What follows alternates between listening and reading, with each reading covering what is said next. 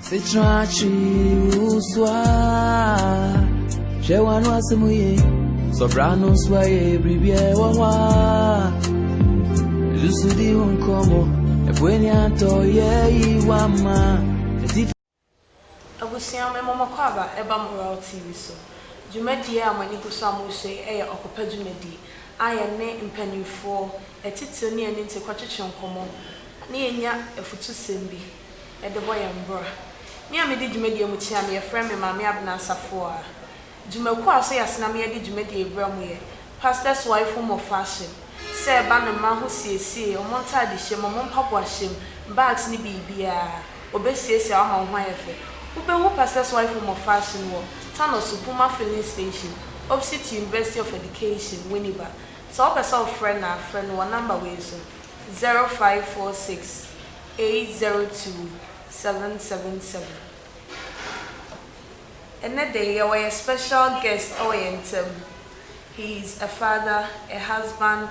a teacher of the word and a preacher. He is also the founder of Covenant Life Chapel, Kodie, Ashanti region. He is in the person of Very Reverend Osei Mensah George.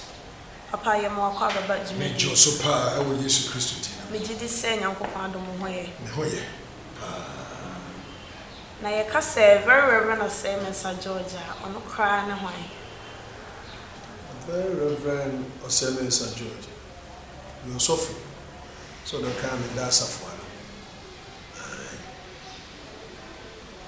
Nyankopon sofo a ofere no but na to no nkasa na sofo no ewo awie bremu abusia said ya motey no o say oyo sofo pon a oda asafo ano internet de ene betwetwe nkomo na se afuto bi wo ha na obi wo ha wo hwe ya okọ amanie bi mu abrabom a eye ne se ompa aba na se na bemu ye abu but ye ne sofo ibedi nkomo awie no na bibia me sure say now questions me bre we yi anu amaye enti dedi kan ye be bisa say so be oya sofu we nipa wafa amane ne eya obebre mu abrabo emu ubetime ne ya che e bi personally niam a wafa ma eya wo ya ana say niam a amwa like bibia wo fa ma ya tete se mu abrabo oh baba no kwasa mi say Niema ya die so me kasa me fa bi mo ne boa ma fa bi mo papa na se die sitie no de metima kan nyina ne se me self die ko achi ibi awoko ka bia obi kura ati akire o se na do ya misa no onu se me kura wo fa no bo ne nche because ye didi matamana e wa bra me nyehwe ye didi matembia de mafane ma bebremu da personally be bia discover me sem da but in all no you say Yakopon asem se enhwehwe aboro ye so no o ma no ma ye so timidi nyame asem no kasa cheche me we ntia e kasa me kan sisi a personally no abusuafo ne namfo ben me ne ade bebre ne ya be ha dwene kakra pat. Oh, but say if you go on similar situation, what you say? But I will see a more say, and yes, if you are the Acham name of what they two, yes, it's on the foot. Into yes, sir. I know I'm finding one when they check me. When they check me, come pay. Because some say, eh, yeah, make a crowd, my baby soup. Oh, what you or her phone so. Yeah, better true. Oh my God. There my family member, I command them in that. It been say then I come there time and now son no. Oh, me no question me say me shapa there. I go pray tama.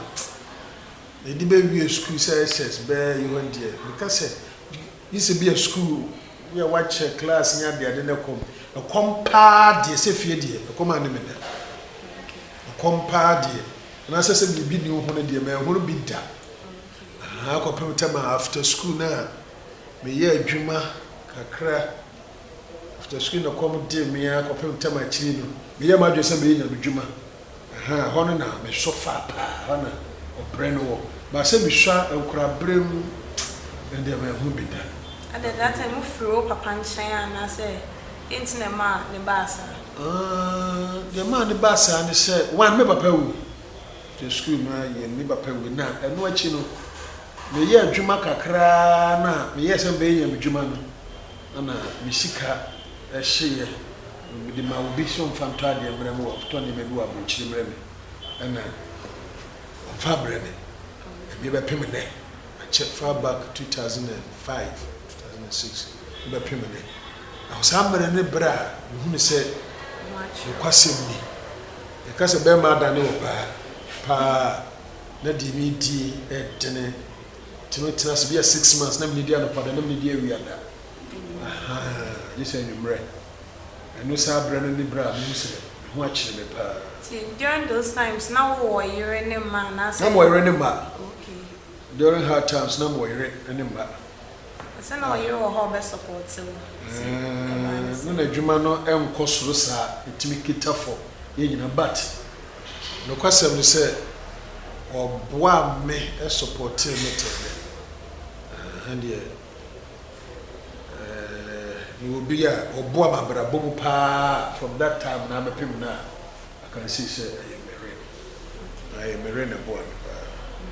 See during those times didn't na ma wa bema because obo an kana bembe bukra say what do sika komo obi na ipa kora mfa ne manambro. No question they say during that time no adia na o mabra bomu say na mo Yesu. No ma sacha madwen me kwa sorry me wo guys sorry youth it me bomb pa bia 1 year kora every Friday be kora every day it no e ba sa no obi dia ko ba no maduro wo ana so be ko bo so so ko bodu akose woni akoro but me di onyankopon asem na cheche me ho we nya me asem enko ani ade esimi so stay ni me till now me mengu me no me me busu sanity. And see, during those times now, a friend betrayal, then why now can was some churn? And I said, we seek help from Obi say, Bia, say any say ness into me so I'm saying, oh, Busa from betting me a support on come on, sure, sir.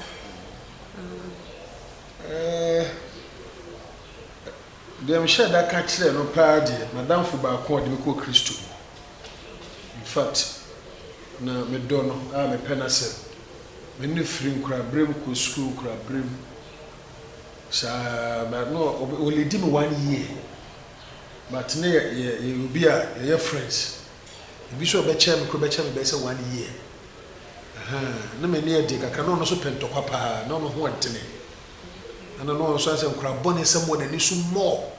once at to na kasa ashtown wa tete obi ashtown wa sa be many bi. And you know, after school, no, Royal International cry. We you know, 70s, 80s, early 80s. Me who bio, I got pay tama. We school chair ya. Obe share me do. Obe share me no. Me who cry na me so. Cause Saturday I share near there. Say na that time no was such no pass sorry. And me who na ma dodge me person obe hu me. To one time do me pay me so be shop. No catch and so or bompa you are na me ni. The second time I say tata no so na me ko. No twi me am ko na yetimi twi me said here. You heard you. Twi na me de me na yetintim ho am timi ja no kwadura so nda na me dwana ba. Kopem tema say me na me nim bibia say Christu timi ye bibi be boa ne ade. Da kopem tema. Ifra do de mi wura ho be pem ne no. Anti sani pa no na asem no to me no. When you go after bed 10, 12, 15 years, now we need to me. To only the pa, and then it's a catcher and a catcher and no. 15 says a bomb pie, boy, and was many of them. It is only the pa, share that it can't even actually. And I'm a year or so material watch the cacra. Okay, sanity. Now, can say, or chain said, then, one by solve because I won't see years who wants some. Won't say, young people want some say. When you go for our best, as I said, they are radio, so you go for evangelism. Mishano, no man made me call sorry Sundays sometimes. And me go school near the Adena. Papa say, as you for her, Omobam and China, no me can be across what to us, who be vision. Let me say a concert. Entino. And was Roman school. Brony Fita and a bombersu. For the habit in the baptizing in Mammy Rosary. But Uka has a rough. Just a wound Martin can be a community or crowd where the queue so no question was up with you to a no question. Be a quabe traitor near mouth fans. Oh, we could have walked around. No, I should wouldn't to pay. Wouldn't to go. Upogwa ni yade ntuma na kwa so ntu ko so hye show so ase bia no won hye bibia kora na nkofo show ha ne man fans no akwaji communion na fans father no sini ma de kro no so ani abre na da no kalatin so na thought say me dwene say os uko bi ne ade na me hunu so mfa so until say wadi mi wura ho na me da nyankopon ase so for mkoto no manata na me start early 90s 91-92 so for Jima Asante in fact omo boa me pa ne so for college omo boa me pa and em omo teach ye no studies ni prayers no I come have a permanent there are sometimes meet me mates no man am no kwa so no bi e bi o tika what so me mate say we so what so no way because most why you come bisan sa be ya was wasoro nko ade when you young man wasoro nko ade metima ko bi bisan sa be ya was ase de ya tete ye akom chine ne mpaibo cause me tina how many years e ma wo hoje hu ma ne nyina se mema edne kura so be kwa ye bibisa na se ntino wo mu jimi dipa nti aso no boa me aso no de me kasa mo amede ya me boa me a tete me be pemene ne mom de gumu ne da so kita me be pemene sanity na o kasa oko was opokuwa anti usuku sem ti se ne na wa ben so bia oko was it's so wa ben first class school ni die no kwasem se metima kase ewiase nyina na ye school papa ana obi amome a na tiefo himome akameka chese ya tam no minim sese papa me tam na die ye kase school na ye school a chechirefo no sana medical no amrofo fita nyina from Rome e kire ya die teachers bibia but na mfo amekofa ene say the background is tie agoro wo mani so nyama basa ntino na me kam ni made me hua me hunu me type me hua de a me hunu na emom manfa nyama so serious ene say the background me papa bi wo ho we did die bibia na me se saa na be ye na bebre hu me o mani je ni say de me se hwere nyama wo school ho no ene me mates o ma na me ni made a cha wo bebre ba bi o mo duru abrabo mu no ya me person bi bi Christian media ko me Christian so mtina Christian so me fan so serious say if I've lost my education I will lose his word. Tell me fan serious. The school in there it was if it's not the best one of the best in the world. Nyagana how in the world. And Ashanti region in the world. For that one there I will say it. But me and I'm doing media.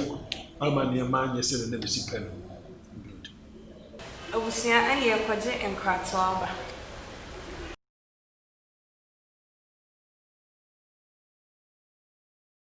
Tie to aso.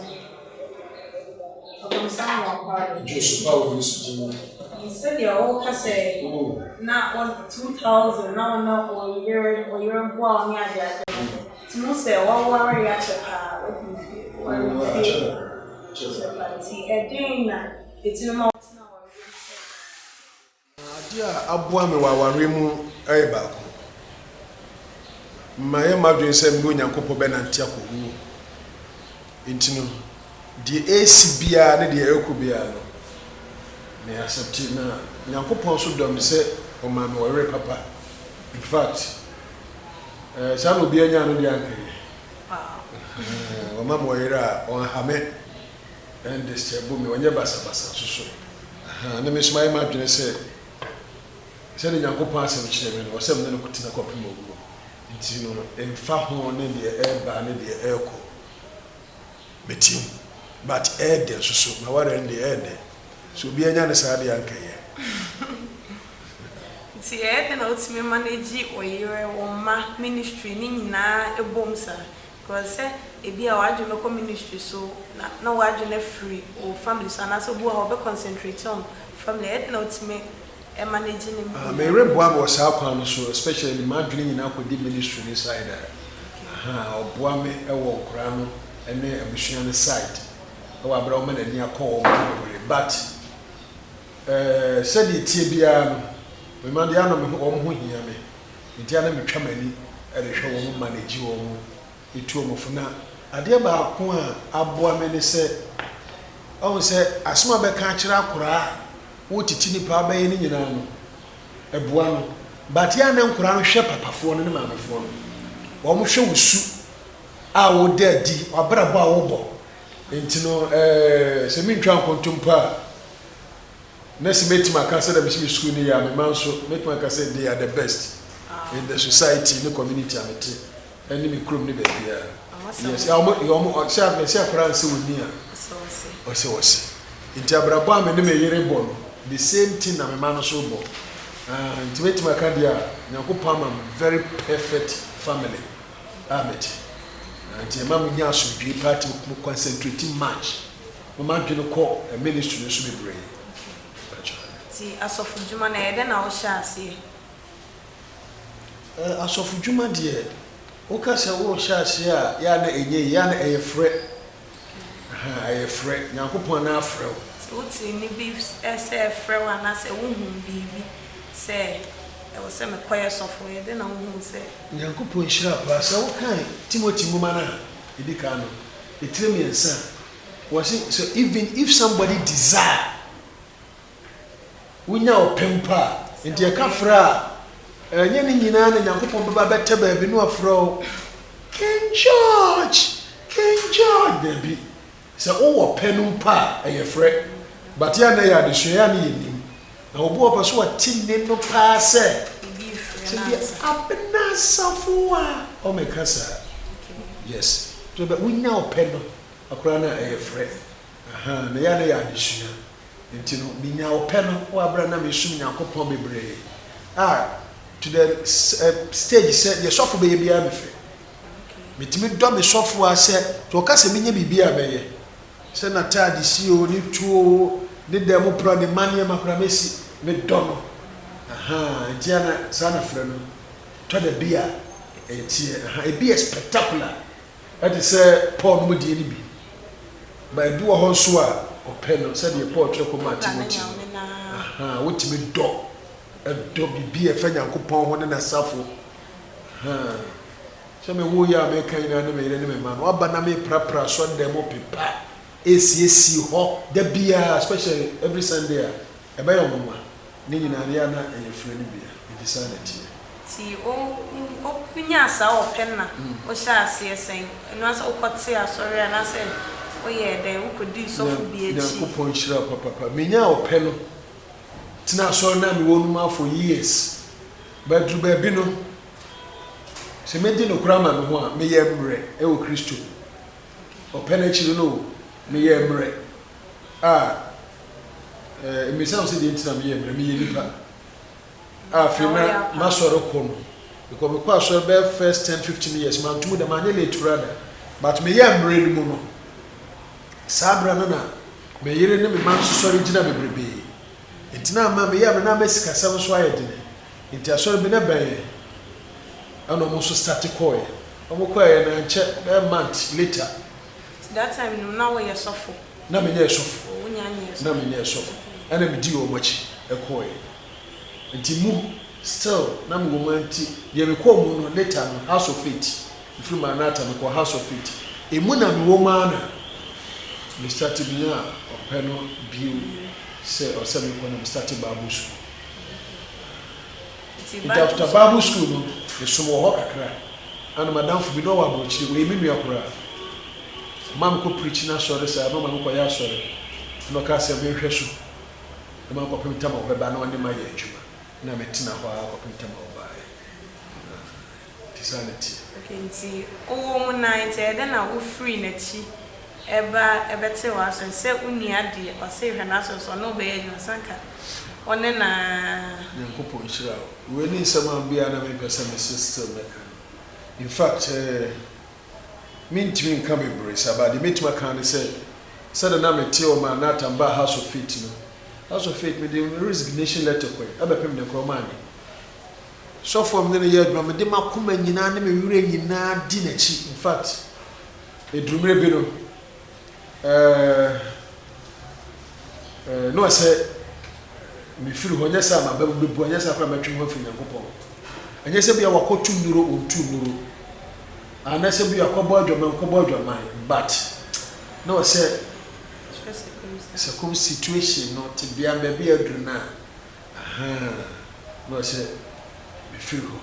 but na me dene pa say me sa kwa shu bia se bi